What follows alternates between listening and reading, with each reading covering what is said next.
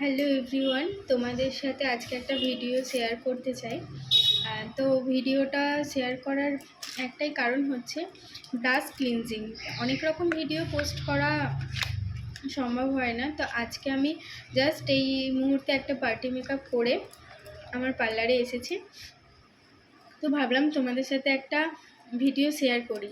তো brush cleansing, তোমরা অনেকেই আমাকে জিজ্ঞেস করো, দিদি তুমি ব্রাশ ক্লিনজিং কিভাবে করো?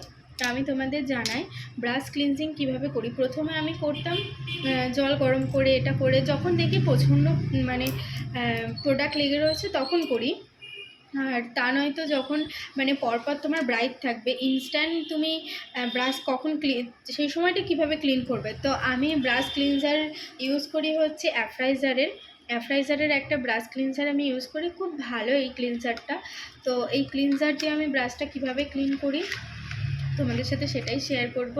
এই যে ক্লিনজারটা, এটা আমি ছোটোটা নিয়েছি ফার্স্টে। তো এটা আমি একটা ফার্স্ট গিফট পেয়েছিলাম এক্সপোতে। সামহাও আমার ম্যামটার নাম ঠিক মনে পড়ছে না, তো ওই ম্যামের একটা কোয়েশ্চেনের অ্যান্সার দেওয়াতে আমি গিফট পেয়েছিলাম। তো তারপর থেকে আমি এটা ইউজ করি, আমি এটা পারচেস্ট করি রিয়ার কাছ থেকে। তো আমি এই জিনিসটা ইউজ করি কিভাবে তোমাদেরকে সেটাই দেখাবো। তো কখনোই ব্রাশ ক্লিনজার যখন করবে তখন ব্রাশের মধ্যে এইভাবে প্রোডাক্ট কখনো লাগাবে না। তো ফার্স্টে একটা এরকম টিস্যু নিয়ে নেবে। আমি তো দেখো এখানে অনেক কটা ব্রাশ আমার ক্লিনজার হয়ে গেছে, ক্লিনজিং করে নিয়েছি। তো ফার্স্ট এরকম একটা টিস্যু নেবে, নিয়ে টিস্যুটার ওপরে এইভাবে ব্রাশ ক্লিনজারটাকে স্প্রে করবে।